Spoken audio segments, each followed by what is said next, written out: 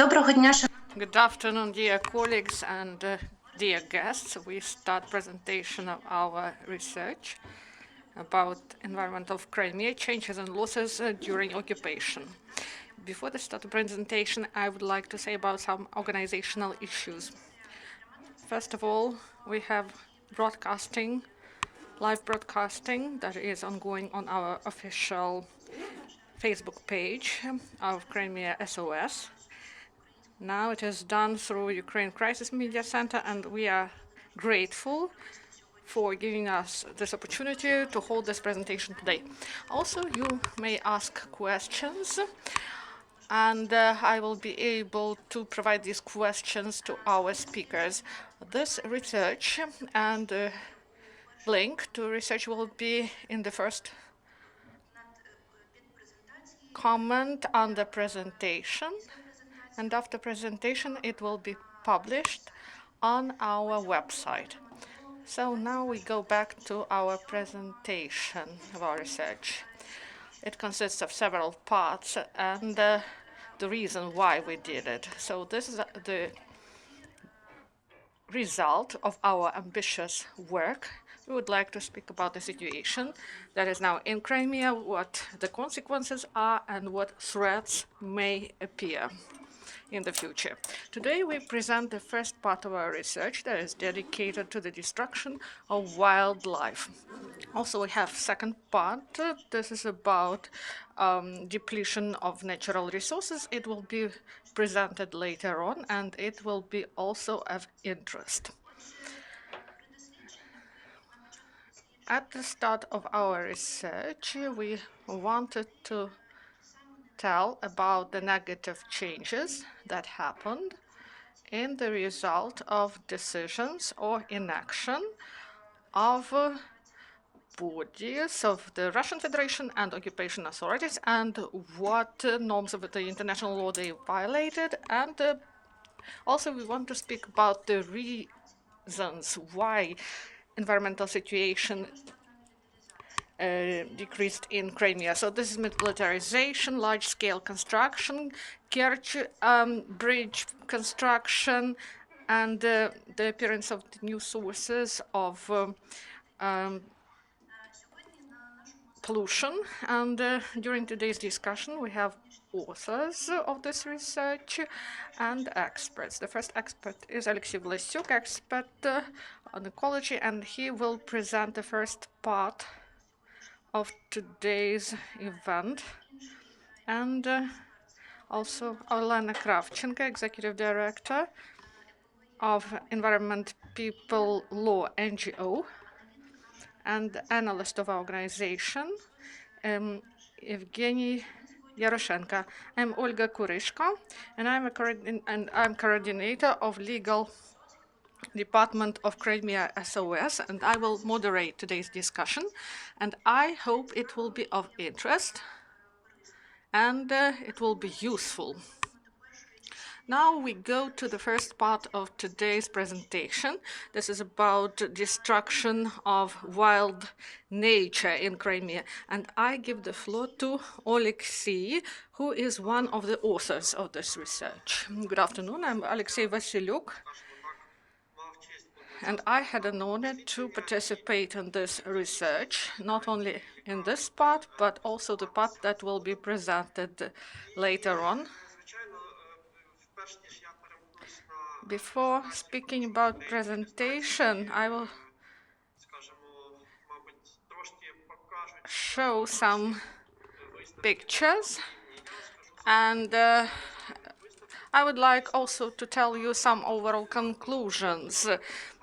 So environment situation in Crimea really deteriorated during occupation, and it was the result of decisions taken by those bodies who are occupation authorities or decisions that are taken by the Russian Federation leadership. And the problems deteriorated, and even new problems appeared in Crimea. In Soviet times, Crimea was very important resort in the Black Sea region. And environment was supported at a high level. There were no big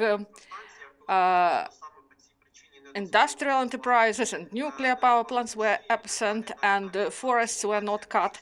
And now the situation deteriorated. And it's a pity. And people fled Crimea, and then when they come back, they won't be able to see the same situation as they had it before. In many places in Crimea, we have evident losses. And this research, this is about losses in wild nature. You may see them directly. Also, I would like to tell you that Crimea is not just a territory. This is not only a resort to take photos or to travel or to get satisfaction. Crimea is really valuable. There are many animals and plants that are unique for Crimea, and they are present only there. And also, this is a part of land that is the region of uniqueness, and it is important for biological studies, and there are natural reserves that are supported by Ukrainian legislation, and even reserves of international importance. Now I will put my presentation on the screen, and we will be able to see this together. Please confirm, do you see my presentation clearly? Thank you. So this part of the territory of Crimea, it is in the, this is green color. This is Kerch Peninsula, and they are in Emerald Network. They have international status, and now you see yellow color. And this is also protected territory by Ramsar Convention, and even Russia, that believes that this is their territories, they also signed these conventions, and they should take care of these territories. Also, there are separate decisions, separate conventions on biodiversity, Framework Convention of UNO, and they took decision that Kerch Strait is the most critical point, one of two on the map of Europe, and the main in Ukraine, for protection of whales, because dolphins, they migrate through this Kerch Strait, and because of this bridge, the situation deteriorated with migration of whales, and all whales, they are protected by convention, and these are the species on the brink of extinction, and there are some really unique and valuable species. Also, there are plants and animals that may be found only in Crimea. Maybe not everyone knows about them, and all these fish and all these plants that are on the hills of southern Crimea, they are not species many people know. For example, tourists, builders, or other professionals, maybe they do not understand the value of these animals, these plants, and they belong to the Red Book of Ukraine.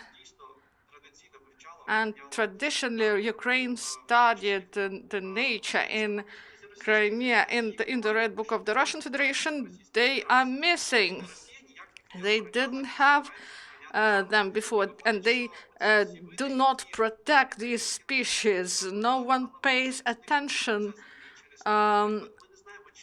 to them. And you see second and third row, they depend on the rivers, mountainous rivers, and we do not know whether these species are still alive, whether they exist. We cannot check this, we cannot go there, but their life depends on preservation of Crimean rivers. And these rivers were redirected to fill the water reservoirs. And people do not know how pines differ among themselves, and there are rare species. And also different pistachios that are in the Red Book of Ukraine and in the Red Book of the Russian Federation, and these trees are cut, and the pines and the other trees are cut in hectares. So this is reality that was non-existent before, when Crimea was in Ukraine, and this occupation authority from the first months, they allowed such actions. In this presentation, I will focus on the biggest threats. We described fires in steppes and deforestation and disruption of land, cutting of forests, and many other things. But there are some things that are large scale and bigger than others. For example,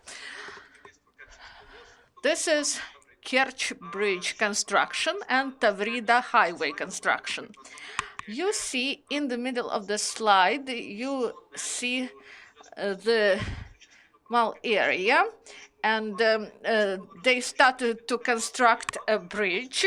They created a dam there, and now it is very difficult to migrate, and the fish and dolphins, they have trouble to migrate because there is noise and vibration because of heavy traffic, including railway traffic on the bridge. And there is a dam, and there was mole, and fish tried to move through this mole, and some species of fish, they decreased because of this. And then there was a big accumulation of ice, and hydrologists, they carried out the research, and this ice accumulated in the first months, and this ice goes to the Black Sea through the Kerch Strait, and if the ice will accumulate, it can even break the bridge. And now, when these jams appear, this influences fish migration, and whales are not capable to migrate. And hydrologists believe that in the nearest future, there will be more in this Kerch Strait, and the Azov Sea may become lake, actually, not a sea. And going back to our slide, we see what happened to Tuzla Island. It was transformed into a construction site. Before it was a reserve for birds, now everything is destroyed. And on the mainland, when the bridge goes to Tavrida highway goes to Sevastopol, and the construction went through nature, and without taking into account of kurgans, some sacred spaces were disrupted, and this belongs to people of Crimea and those who lived in Crimea before. It also blocks the rivers, goes through the forests, and you see how forests looked before near Bakhchisarai, before this highway was built, and then many trees were cut when this highway was built. And there was negative consequences, and Russian Federation they adopted law by the State Duma of Russian Federation that Kerch Bridge and Tavrida won't be under environmental examination, and all construction sites should go through this examination, but they didn't. And also, they needed to get sand somewhere for this construction, and they started to use from the very beginning sand from Kerchensky Peninsula, and there are toxic wastes that were dumped there before, and Duma deputies addressed the prosecutor's office because this sand should not be used for construction because it is contaminated by toxic wastes. And the criminal cases was started, and they stopped this extraction of sand, and they started to extract sand right from the protective channel of this storage facility. And then all this highway was built from toxic sand. And also they closed a lot of sources and water sources that were before used for improvement of health and recreation, and they also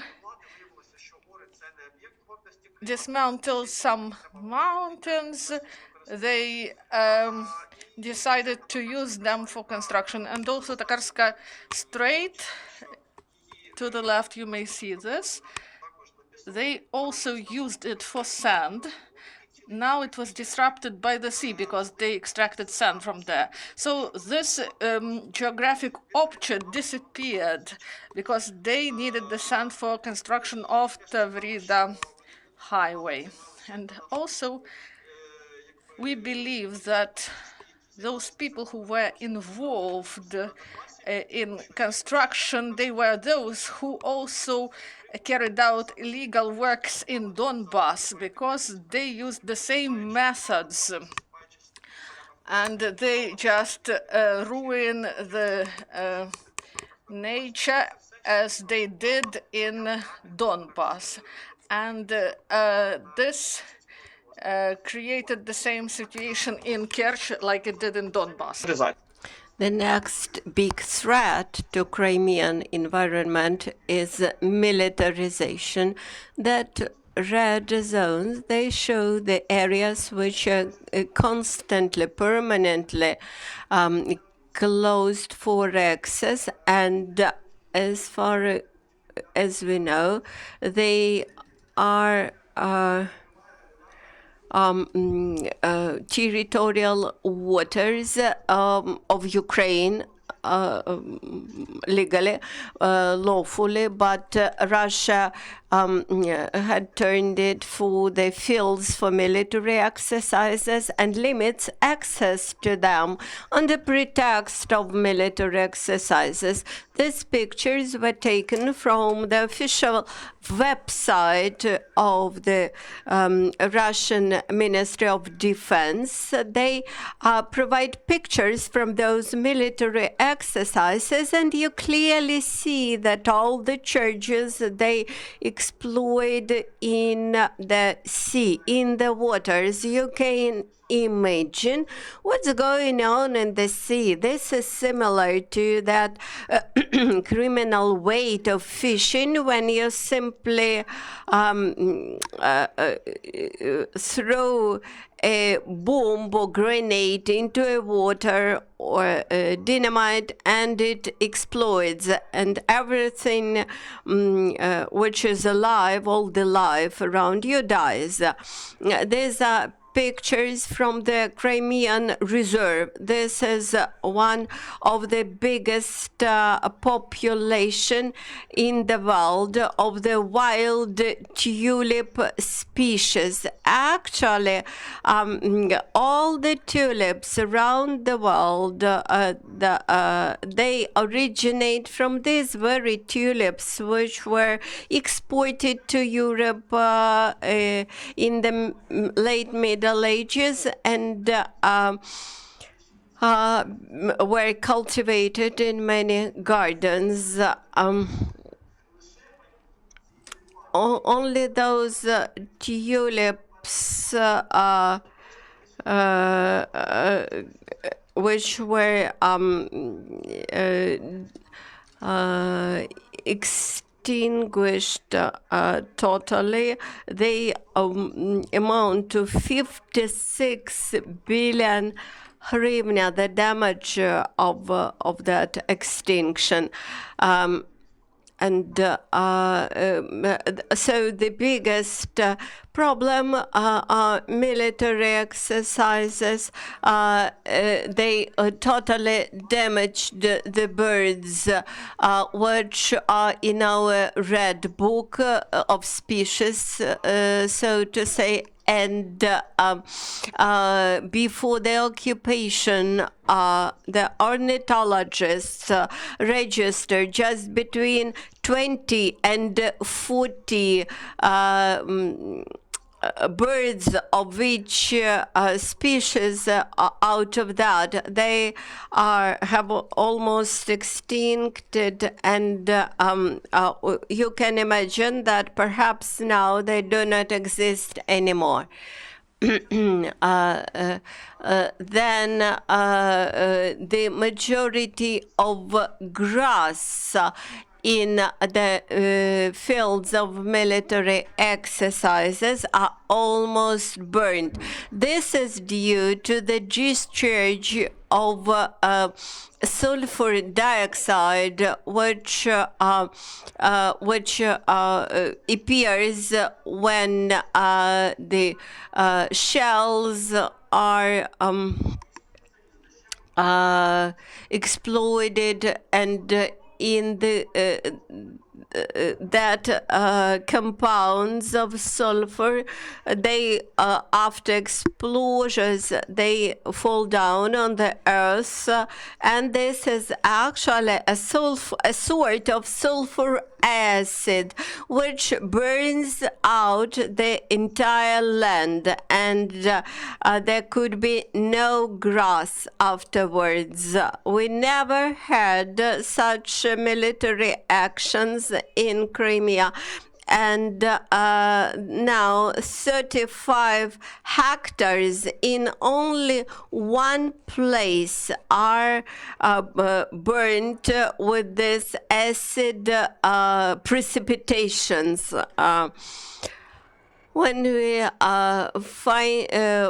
were doing this survey and preparing this research some months ago, we had to analyze big blocks of information, and we came to conclusion that all those terrible consequences are result of decisions taken by local authorities, because the central federal authorities only were made at the level about decision on military exercises, on the locations of military exercises. And actually, the federal authorities could be seen as responsible for this very damage to environment, while local authorities made the rest of decisions about what minerals should be produced, how the new constructions should be organized, the new development, construction development on the shorelines. All those were decisions made by local authorities. And actually, this is a behavior of conquerors, not of the local people. But actually, they are undermining the environmental sustainability, that is making some construction works at the spring sources and devastating the water sources, the fruitful land, plants, species, etc. Of course, I took much of your time, but unfortunately, the research which we produced proved to be huge. We expected to get a survey and research of modest volume, some dozens of pages, but it happened to be a huge and fundamental work with a big number of data, which bring us to very sad conclusions, having observed that horrible devastations. I rejected from my previous intention to ask you a question what impacts you believed to be the worst, but after your presentation I rejected from that idea. Our organization deals with the protection of rights of people in the occupied territory, and I recollect when Tavrida was construction was started, the local residents, even at that primary stage, appealed to the local authorities, trying to prove that the new development ruins the environment and prevents local people from growing plants and greenery around their houses. I can see our next speaker, Olena. What are those cases for research of which we need to have physical access to the territory of Crimea? And the second question to you, what the NGOs can do, what civic activists can do, how can we prove to Ukrainian community, to the international community, what's going on in Crimea? Good afternoon. If you wish to do something, of course you may find the way. And unfortunately, the war engages both people, nature, environment, animals, etc. And today we observe that the victims of the attack both human beings and the environment. They have to be protected externally because they cannot defend themselves. And we carry out the permanent service, permanent service of the environment in occupied territories. First, we observed Luhansk and Donetsk Oblast and revealed that more than 150 500,000 hectares of lands or environment are damaged, and out of them 150 hectares belong to the reserves and nature preserves. From 2017,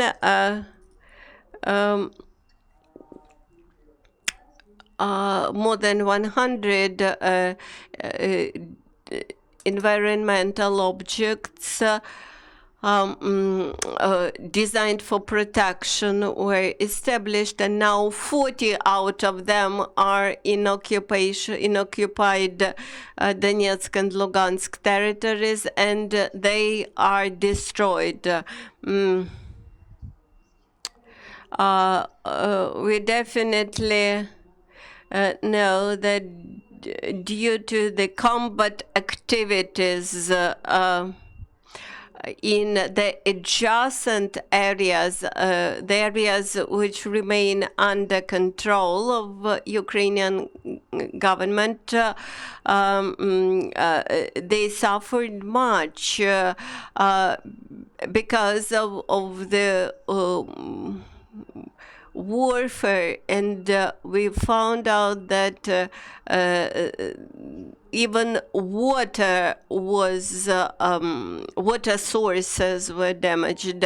We managed to carry out some research there, some even tests on site. We had several exhibitions there where we made tests of water, ground, etc.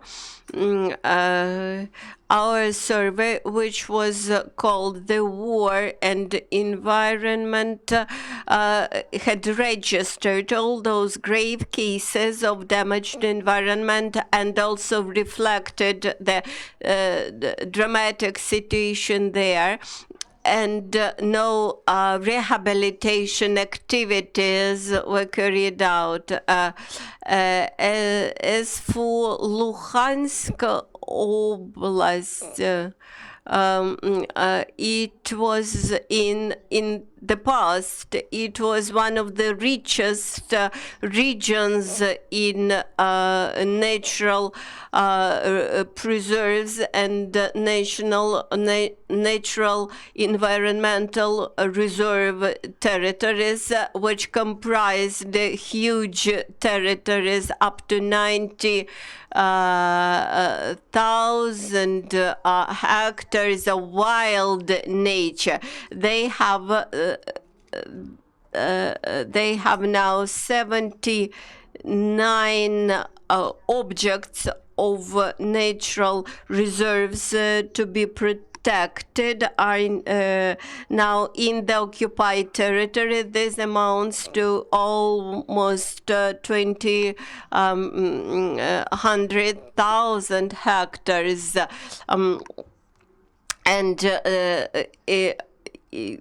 According to our information, they are almost destroyed. Also big territories of the river forests alongside the Siversky Donets River were hugely damaged because of military activities, because of fierce combats on that. And now we cannot even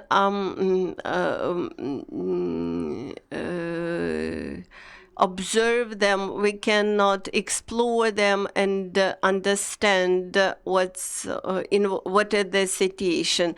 In another areas adjacent to the contact line, a lot of wood was extinguished because of fire. It was almost a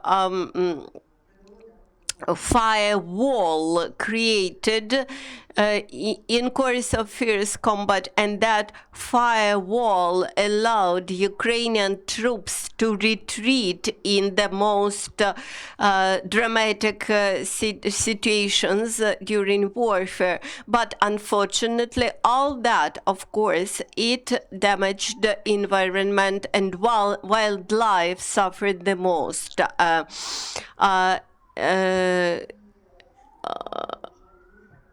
Unfortunately, Ukrainian authorities do not respond to all our alarming signals, and if you try to understand the damage during 2015-2016, we applied the methodology of the cost of timber, which was damaged in course of war and fire, etc. And even the smallest territory of Donetsk hillside had proved that it was around 14 million of hryvnia. If we calculate all the damage which was caused to environment in the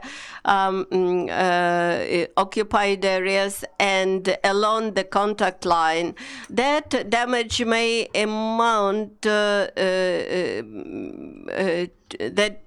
damages may amount to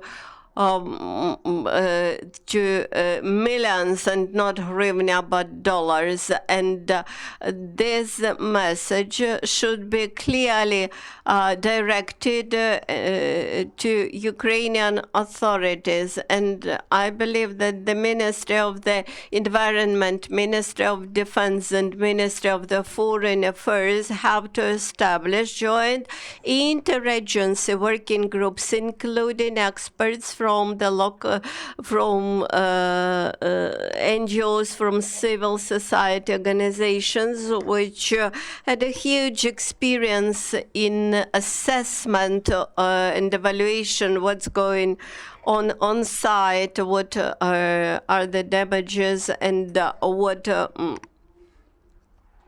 what is the cost to nature. And if we add to the damages in the Donetsk and Luhansk region that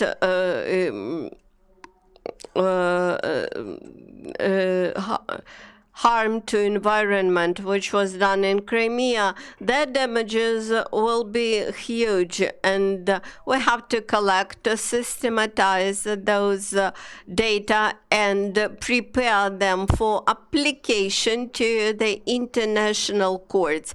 What else the civil society can do? They can inspire Ukrainian and encourage Ukrainian government to start systemic work to study the damage made to environment, and to keep in mind those people who continue to exist, to live in those harmful environmental conditions, because the water sources are damaged, the soils and are damaged, the species are extinguished, and all those factors, they harmfully influence the habitat of human beings, not only of wildlife. And in my opinion, in the future, we will have the territories of environmental disaster, and people will try to quit those areas and to relocate to better places. Thank you so much. I know that you do a very important job related to the temporary occupied territories of Donetsk and Luhansk regions. The topic of Crimea is not new, but it was brought to the focus of attention due to the persistent problem with potable water, fresh water in Crimea. My question to you, keeping in mind all your experience, including your negative experience, could you present any successful case when environment was successfully rehabilitated, which could be tried and applied in Crimea? If you mean Ukraine, I may offer some application of partial measures to those territories which are liberated from occupation. For example, nature reserve,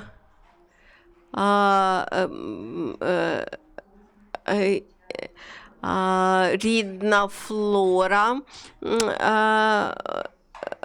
and or Cretaceous flora. The nature has a potential to self-restoration and self-rehabilitation. You simply need to help, and partially we managed to help to this natural reserve.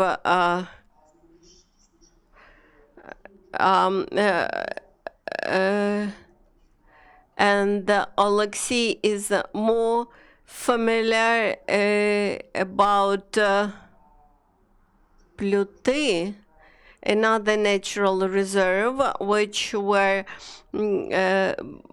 brought back from the occupied territory to Ukrainian territory, and even the charity event recently was organized to fundraise for this natural preserve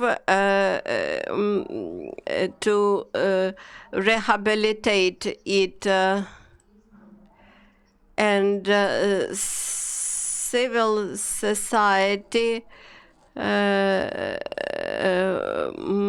managed to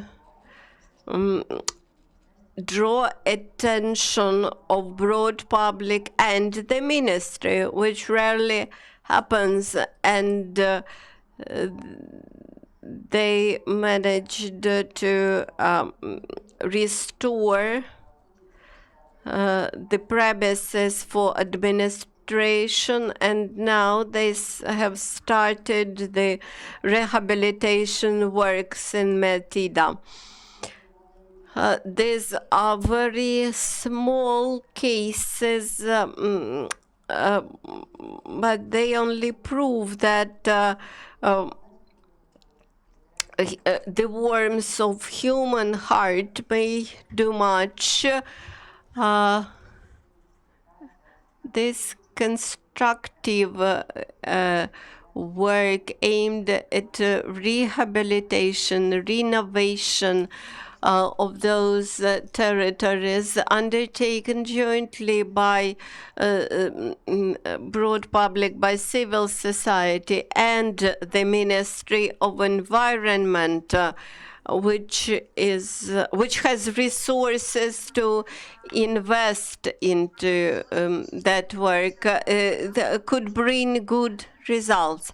Olena, I would ask you to remain with us, and we will start the third part of our discussion about international regulations in this area.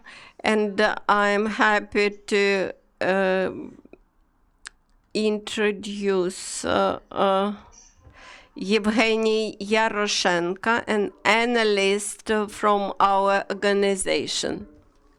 First of all, I would like to thank our colleagues for this work on this research that took many months, and I would like to thank all those who deal with the issues of environment protection and raise this issue at international and national platforms. I would like to briefly speak about legislation that regulates these issues and how people, physical and legal persons, how they can protect their rights, about the mechanisms for protection of their rights.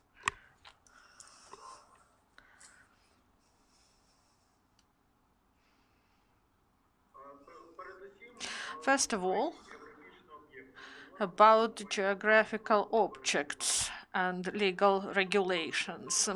This is not only land territory, this is also sea around Crimea, also airspace over land, sea, and also subsoil.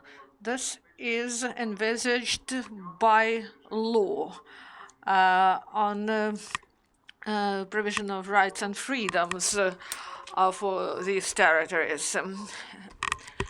Three main international laws. This is international humanitarian law, international environmental law, and international human rights law.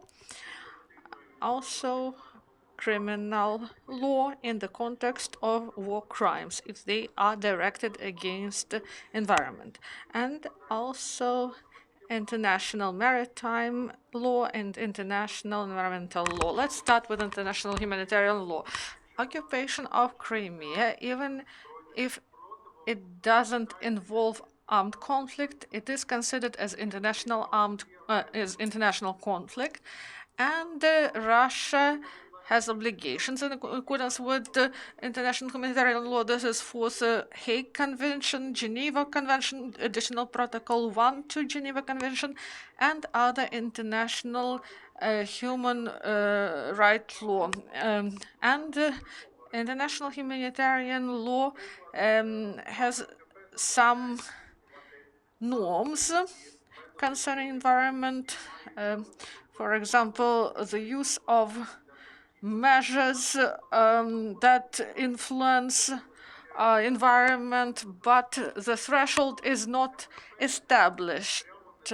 So this law does not directly prohibit to harm environment, only has some norms that limit the influence on environment. And also international, and also Rome Statute, an international criminal court. This is intentional actions that harm long-term and serious harm to environment. But the use of this article is really difficult because you should simultaneously prove harm, that it was large-scale, serious, and that this harm was significant. International environmental law. The situation is really interesting and difficult. From one side, Ukraine has many obligations in different international conventions, but Ukraine cannot implement them because Ukraine lacks control over peninsula, and Russia is the site of a smaller number of conventions, and you will see this in the next slide. This is about biodiversity preservation, and Russia also uses this opportunity. Also, maritime law, and for example, when water resources are used, Russia cannot harm other states in the Black Sea region, and Russia is responsible for pollution done by vessels under Russian flag. When we are speaking about biodiversity and protection of rare species of animals and plants, here we may see that Ukraine is a member of a bigger number of international conventions. And due to this temporary occupation of the Crimean Peninsula, we may see that many species of birds and animals, for example, whales, rare species of flora and fauna and their natural habitats, they are in jurisdictional vacuum. We should also mention the connection between environment and human rights. Environmental human rights appeared recently, and they are the third generation of human rights. Nevertheless, there is a provision of the European Convention of Human Rights and international pacts on human rights. They do not directly protect environment, but they have broad interpretation, and they may be used for protection of humans who suffered in the course of deterioration of environment. And environment and human rights often are connected when we are speaking about the right to safe environment that is considered as part of the right for sufficient standards of living. And also this may be the violation of human rights for health. And also Convention on Human Rights, Article 8, this is the about housing and also right to, for example, some countries, some persons were capable of winning cases in courts due to this article. Also, we may mention Aarhus Convention, and it introduces environmental rights, but Russia is not a member of this convention. That's why its use in occupied Crimea is seriously complicated. And what are the mechanisms, international mechanisms for protection of environment in Crimea? The first mechanism is through UNESCO. Ukraine may address committee on World Heritage of UNESCO to include natural objects in Crimea into the world list of such objects, for example, natural parks that are threatened by military exercises and other actions. Also, there is International Criminal Court. As I've mentioned, for this we need to prove that harm to environment was simultaneously large-scale, long, and serious. Many specialists recommend to use another article to consider losses to environment as destruction of civilian objects.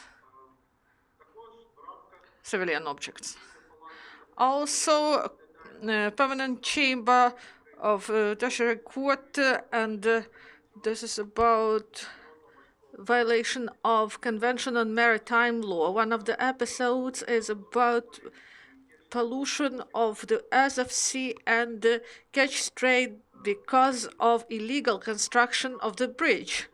This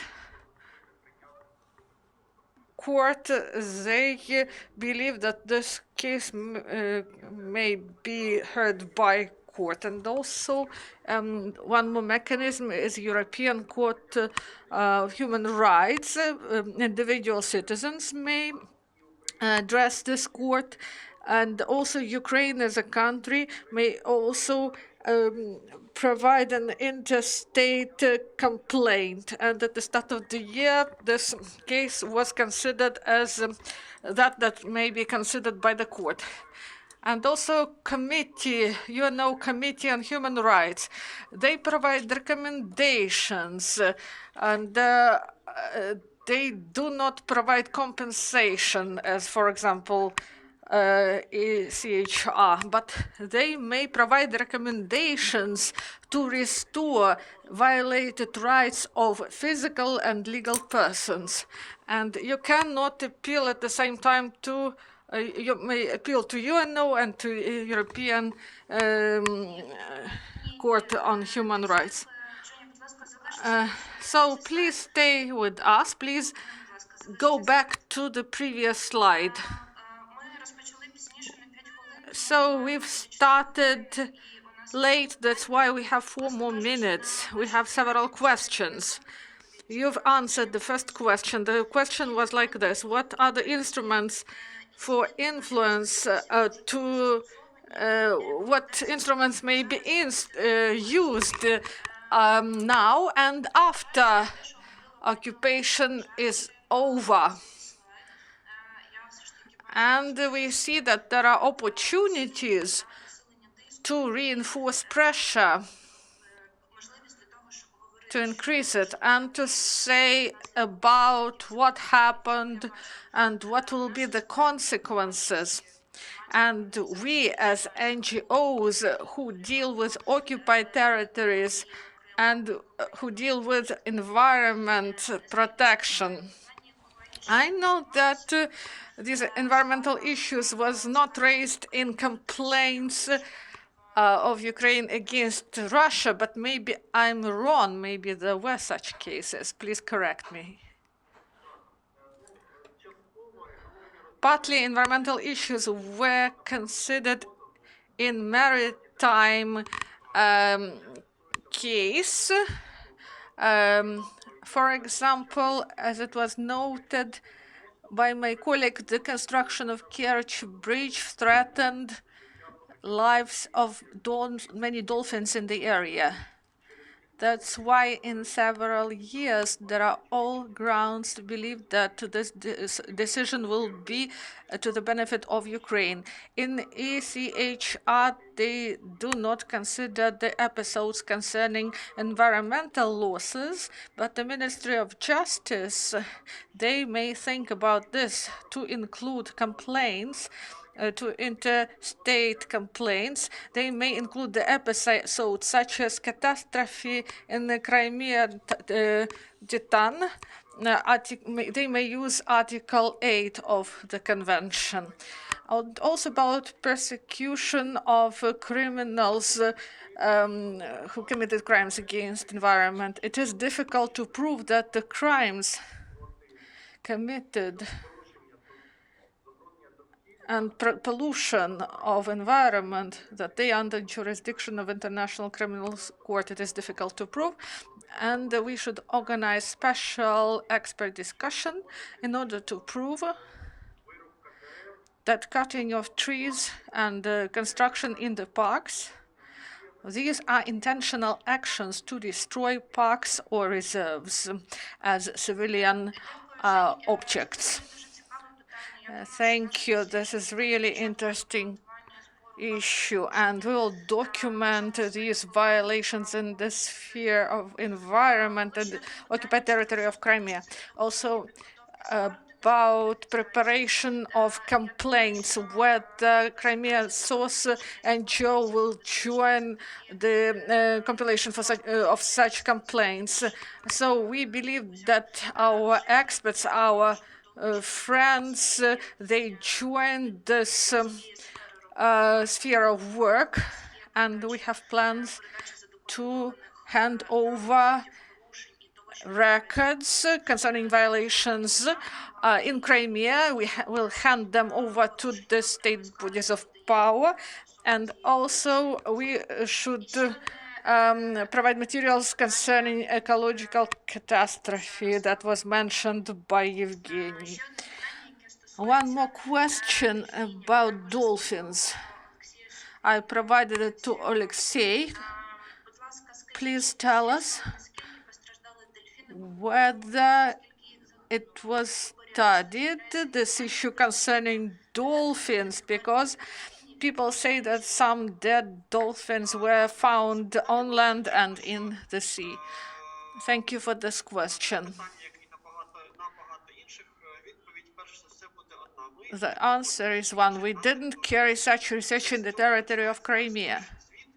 And our report starts with this. The first paragraph of this huge report is about this. We could not do this. We cannot go to Crimea. This is dangerous for us. And our legislation forbids this. We studied information in open sources. Open sources differ. This is not just press. This is also in the social media. People stream some videos online, and you may see when it was done. This information is true. You may find more information from there. And also, you may look information through NASA site and also publication of scientists from Russia or from Crimea. And they publish this in the scientific journals, and we may interpret information provided by them. Due to limitations, we cannot provide qualitative assessment. We mention in our research that dolphins, they die not because of their own will, but they throw themselves on land. And there are more cases like this in the zone of construction of the Kerch Bridge. This was not this was not just established by us, but this is done by the specialists who work in the Black Sea area. And they are experts of the Convention on Whales. And we collect a lot of messages, a lot of photographs. We may clearly say that the number of dolphins who started to die in the area of the bridge, this number increased. And from Crimean side and from Russian side of the Kerch Strait, if someone would monitor the situation, we would be able to provide this information. But we cannot speak about the figures because there is no such research. But this is all connected with the construction of the bridge, and also this is connected with the movement of railway transport. There is vibration, and dolphins, they have never heard such sounds, heavy noise. Apple film about COVID consequences, that less vessels now go in the sea, and whales, they now, so if there are vessels, it prevents proper development of whales, and it influences them heavily. And if railway transport goes, and there are, for example, 60 cars in one train, so this noise is terrible for whales. For them, this is unbearable. They just throw themselves to the land and die. This is terrible. And the construction of this bridge it created such a situation for dolphins that they just commit suicide in order not to hear this noise. This is really sad. Thank you, Oleksiy. Unfortunately, our time is up. I'm really grateful to those people who listened to us, who asked questions. These questions were precise and interesting for me and for speakers. We have a lot to think about. Our work continues, and we are going to continue with our research.